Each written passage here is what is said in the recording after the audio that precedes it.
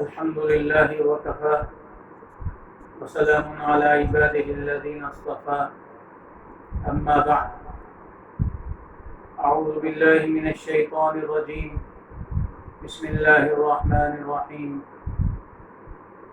ومن يتق الله يجعل له مخرجا ويرزقه من حيث لا يحتسب صدق الله العظيم۔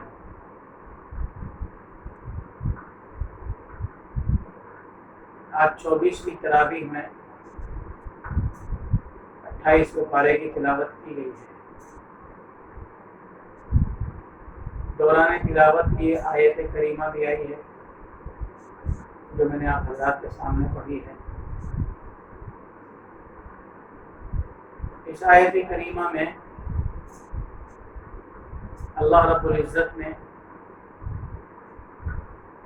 یہ فرمایا ہے کہ جو آدمی اللہ سے ڈرتا ہے، تقوی اختیار کرتا ہے، تو اللہ تعالیٰ اس کے لیے راستے نکالتے چلے جاتے ہیں۔ تقوی اصل میں اس کے معنی آتے ہیں ڈرنے کے، بچنے کے۔ شریعت کی اصطلاح میں گناہوں سے بچنے کے لیے اس لفظ کا استعمال ہوتا ہے، اور جو چیز شریعت نے منع کی ہے تو اس کا ارتکاب کرنے سے اللہ کے عذاب کا اندیشہ ہوتا ہے، اس لیے اس سے بچنے کو تقویٰ کہا جاتا ہے۔ تقویٰ کس کو کہتے ہیں؟ حضرت عمر بن خطاب رضی اللہ تعالیٰ عنہ نے ایک مرتبہ حضرت کعب احبار رضی اللہ تعالیٰ عنہ سے پوچھا تھا کہ یہ بتلاؤ کہ تقویٰ کیا ہے، اس لیے کہ حضرت کعب احبار جو ہیں وہ اسلام سے پہلے اہل کتاب میں سے تھے، اور سابقہ آسمانی کتابوں کا علم بھی ان کے پاس موجود تھا۔ اس لیے حضرت کعب احبار سے پوچھنے کا مقصد یہ تھا کہ تم نے چونکہ سابقہ کتب بھی پڑھی ہیں اور قرآن کریم بھی پڑھ رہے ہو، تو ان تمام آسمانی کتابوں میں تقویٰ جس کو کہا گیا ہے اس کی حقیقت کیا ہے؟ تو حضرت کعب احبار نے پوچھا کہ کیا آپ کا گزر کبھی ایسے راستے پر ہوا ہے کہ جس راستے پر کانٹے ہی کانٹے ہوں، خاردار جھاڑیاں ہوں؟ تو حضرت عمر بن خطاب رضی اللہ تعالیٰ عنہ نے جواب دیا کہ ہاں، بہت سی مرتبہ ایسا ہوا ہے کہ راستے میں خاردار جھاڑیاں آئی ہیں، ان سے گزرنا پڑا ہے۔ تو حضرت کعب احبار نے پوچھا کہ یہ بتلائیے کہ آپ نے وہاں سے گزرنے کے لیے کیا طریقہ اختیار کیا؟ تو حضرت عمر بن خطاب رضی اللہ تعالیٰ عنہ نے یہ فرمایا کہ میں نے اپنے کپڑوں کو، اپنے دامن کو اچھی طرح سمیٹ لیا تھا تاکہ میرا دامن یا میرا کپڑا اس کانٹے کے اندر الجھ کر نہ پھٹ جائے۔ تو حضرت کعب احبار نے فرمایا کہ بس یہی تقویٰ ہے۔ دنیا گناہوں کے کانٹوں سے بھری ہوئی ہے، جگہ جگہ کانٹے بچھے ہوئے ہیں۔ اپنے آپ کو گناہوں سے بچا کر کے نکال لے جانا، اللہ کی نافرمانی سے بچ کر نکل جانے کا نام ہے وہ تقویٰ ہے۔ اور یہ تقویٰ ہی ایسی صفت ہے کہ جو اللہ تعالیٰ کے احکامات پر انسان کو آمادہ کرتی ہے، اللہ تعالیٰ کے احکامات کی خلاف ورزی سے روکتی ہے۔ اس لیے کہ جس آدمی کے ذہن میں یہ خیال پیدا ہو جائے گا کہ مجھے اپنے اعمال کا جواب دینا ہے، جو اعمال میں کر رہا ہوں مجھ سے ان اعمال کے بارے میں باس پوس ہوگی، مجھے ان کا جواب دینا پڑے گا۔ اگر کسی آدمی کے ذہن کے اندر یہ خیال پیدا ہو جاتا ہے تو پھر وہ انسان گناہوں سے بچ جاتا ہے، وہ اللہ کی فرمانبرداری کرنے لگ جاتا ہے۔ اسی لیے قرآن کریم میں جگہ جگہ تقوی اختیار کرنے کی تاکید کی گئی ہے، لیکن تقوی مشکل کام ہے۔ گناہ والے کام جو ہیں وہ بظاہر بہت اچھے ہوتے ہیں، ان کے اندر بہت سے فوائد نظر آتے ہیں، نفس اس کی طرف کھینچتا ہے، نفس کو ان گناہوں میں پڑنے سے روکنا جو ہے یہ بڑا مشکل کام ہوتا ہے۔ تو تقوی اختیار کرنا مشکل کام ہوا، اس لیے اللہ رب العزت نے تقوی اختیار کرنے کے لیے کچھ نسخے بتلا دیے کہ اگر انسان ان نسخوں کو اختیار کر لیتا ہے تو پھر وہ تقوی کو اختیار کر سکتا ہے۔ ایک جگہ فرمایا یا ایھا الذین آمنوا اتقوا اللہ وکونوا مع الصادقین، اے ایمان والو اللہ سے ڈرو اور سچوں کے ساتھ رہو، یعنی وہ لوگ جو قول کے بھی سچے ہیں، عمل کے بھی سچے ہیں۔ اور قول و عمل کا سچا وہ آدمی ہوتا ہے جو دینی احکامات پر مضبوطی کے ساتھ عمل پیرا ہے، جو اللہ کا دوست ہے، اللہ کا ولی ہے، وہی در حقیقت قول و عمل کا سچا ہوتا ہے۔ جب آدمی اللہ کے ولی کی صحبت اختیار کرے گا تو پھر اس کے اندر بھی اثرات مرتب ہوتے ہیں، اس لیے کہ صحبت کے اثرات مرتب ہوتے ہیں۔ اگر کوئی آدمی کسی عطر فروش کے پاس میں جا کر کے بیٹھ جاتا ہے، عطر فروش کی دکان میں جا کر بیٹھ جاتا ہے، بھلے ہی وہ اپنے جسم کے اندر عطر نہ لگائے، اپنے کپڑوں پر عطر نہ لگائے، لیکن جب وہ اس عطر فروش کے پاس سے اٹھ کر جاتا ہے تو ہر شخص سمجھ جاتا ہے کہ اس کے جسم کے اوپر جو خوشبو آ رہی ہے وہ یقیناً کسی عطر فروش کے پاس بیٹھنے کی وجہ سے آ رہی ہے۔ ایسے ہی اگر کوئی آدمی کسی کوئلے کی کان کے اندر چلا جاتا ہے، بھلے ہی وہاں جا کر کے کام نہ کرے، لیکن جب کوئلے کی کان سے باہر آتا ہے تو اس کے کپڑے سیاہ ہو چکے ہوتے ہیں۔ معلوم یہ ہوا کہ صحبت جو ہے اثر انداز ہوتی ہے۔ حضرت مولانا محمد قاسم صاحب نانوتوی رحمۃ اللہ علیہ جب نانوتوی میں رہا کرتے تھے تو ان کے مکان کے برابر میں ایک لالا جی رہا کرتے تھے۔ لالا جی کا انتقال ہو گیا، تو حضرت نانوتوی رحمۃ اللہ علیہ نے خواب میں دیکھا کہ لالا جی جنت کے اندر ٹہل رہے ہیں۔ حضرت نانوتوی رحمۃ اللہ علیہ نے پوچھا کہ لالا جی آپ یہاں کیسے؟ جنت تو ایمان والوں کے لیے، آپ یہاں کیسے آ گئے؟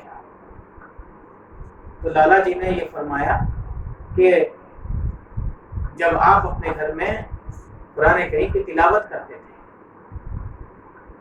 تو میں اس تلاوت کو بہت توجہ کے ساتھ سنا کرتا تھا، اور میں یہ کہتا رہتا تھا کہ یہ کلام بھی سچا ہے اور جس نے اس کلام کو اتارا ہے وہ بھی سچا ہے، میں اس کو مانتا ہوں۔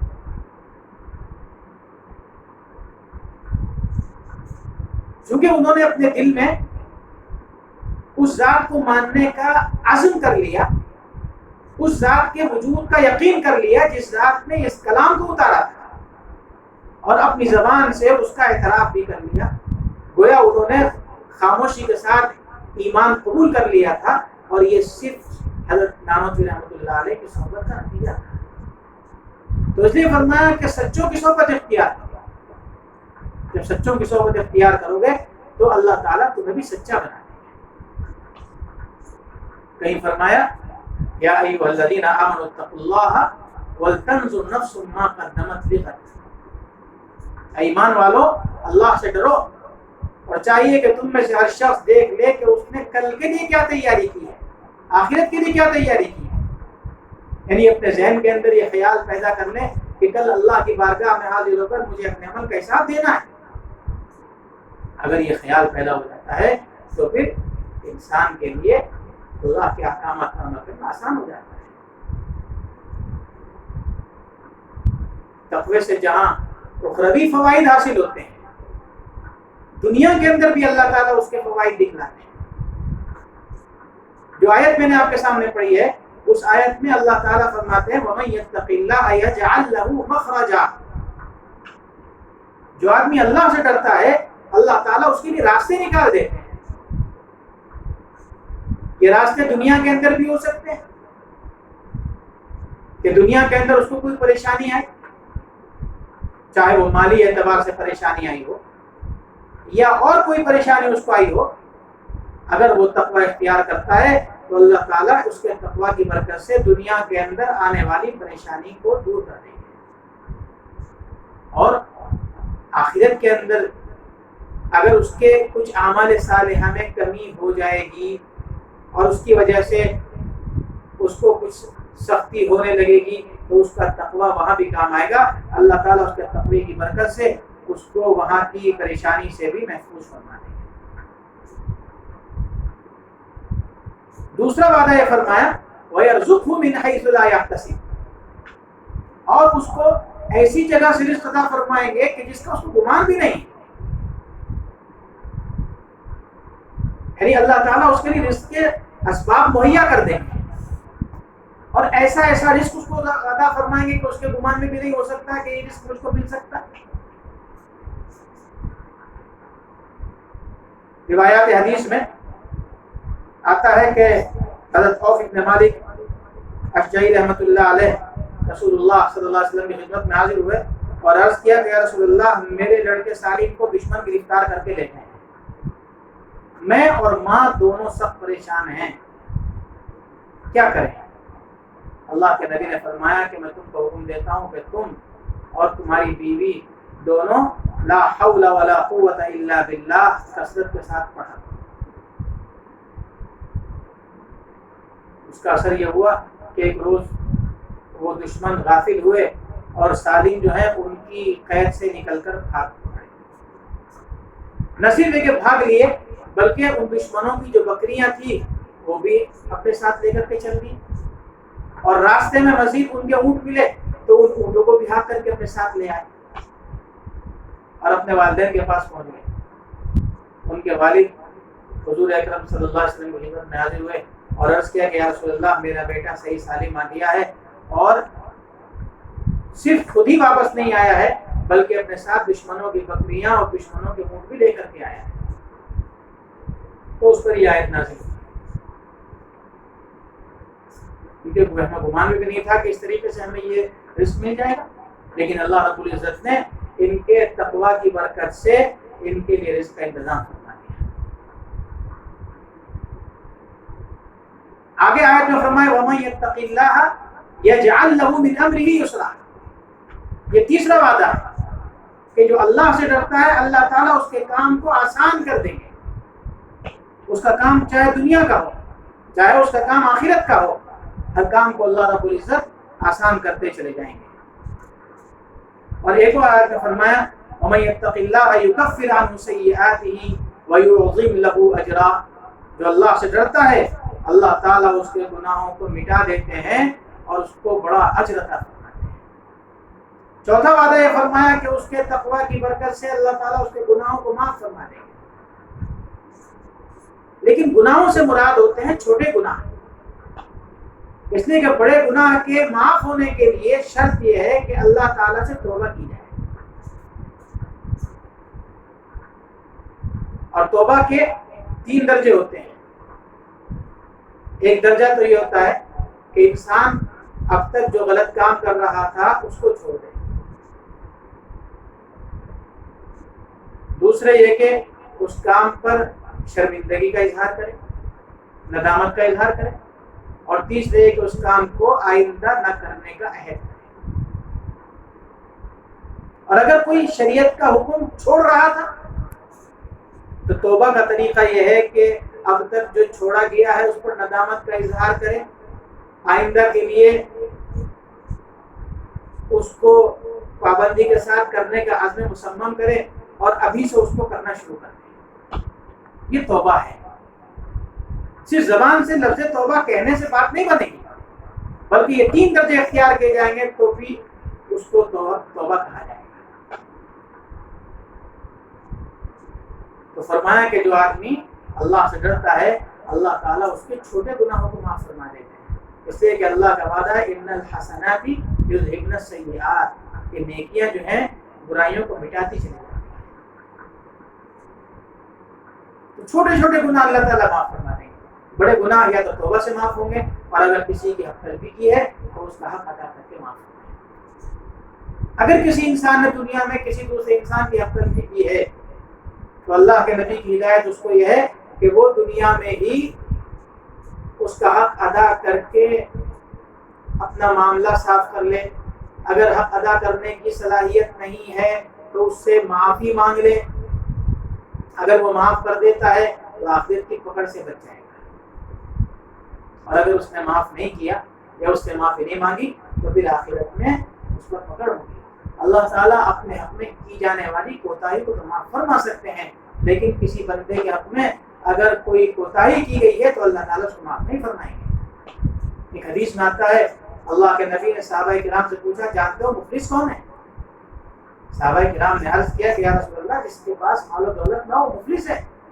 آپ نے فرمایا کہ نہیں، میری امت کا مفلس وہ آدمی ہوگا جو قیامت کے دن بہت ساری نیکیاں لے کر کے آئے گا، بہت سارے اعمال صالحہ اس کے پاس ہوں گے، لیکن جب وہ اللہ کی بارگاہ میں آئے گا تو کچھ لوگ آ جائیں گے، کوئی کہے گا کہ اللہ اس نے میری زمین دبا لی تھی، لہذا اس کی زمین کا وزن کر کے اس کے مطابق اعمال صالحہ اس کے جو ہے اس مظلوم کو دے دیے جائیں گے۔ ایک آدمی آئے گا کہ یا اللہ اس نے میری غیبت کی تھی، اس غیبت کا وزن کر کے اس کے مطابق اعمال صالحہ اس کے لے کر کے اس غیبت کی ہوئے شخص کو دے دیے جائیں گے۔ کوئی کہے گا کہ اس نے مجھے گالی دی تھی، کوئی کہے گا کہ اس نے مجھے مارا تھا۔ تو جتنے لوگوں پر ظلم کیا تھا وہ سب آ جائیں گے، اور پھر ان کے ظلم کا وزن کر کر کے اس کے بقدر اس کے اعمال صالحہ ان لوگوں کو دیے جاتے رہیں گے، یہاں تک ایک وقت آئے گا کہ اس کے اعمال صالحہ سب ختم ہو جائیں گے اور حقدار لوگ ابھی باقی رہ جائیں گے۔ اور یہ کیا جائے گا کہ ان لوگوں کے اوپر ہونے والے ظلم کو تولا جائے گا، اور پھر اس کے بقدر ان مظلوموں کے گناہ لے کر کے اس ظالم کو اوپر ڈال دیے جائیں گے۔ اللہ کے نبی نے فرمایا کہ میری امت کا ظالم میری امت کا مفلس یہ ہے کہ لے کر کے آئے تھے اعمال صالحہ، لیکن اب اعمال صالحہ بھی ختم ہو چکے ہیں اور دوسروں کا وبال بھی اس کو بنا دیا، اس بنا پر اس کو جہنم میں داخل کر دیا جائے گا۔ تو فرمایا کہ جو آدمی تقوی اختیار کرتا ہے اللہ تعالیٰ اس کے گناہوں کو معاف فرمائیں گے، وہی عظیم لہو اجرا، اور پانچواں وعدہ یہ فرمایا ہے کہ اللہ تعالیٰ اس کو بڑا اجر عطا فرمائیں گے، آخرت کے اندر اس کو بڑے اجر سے نوازیں گے۔ اس لیے ہر مسلمان کو چاہیے کہ وہ تقوی اختیار کرنے کی کوشش کرے۔ اللہ تعالیٰ ہم کو اس صفت کے ساتھ متصف فرمائے۔ وآخر دعوانا الحمد للہ رب العالمین۔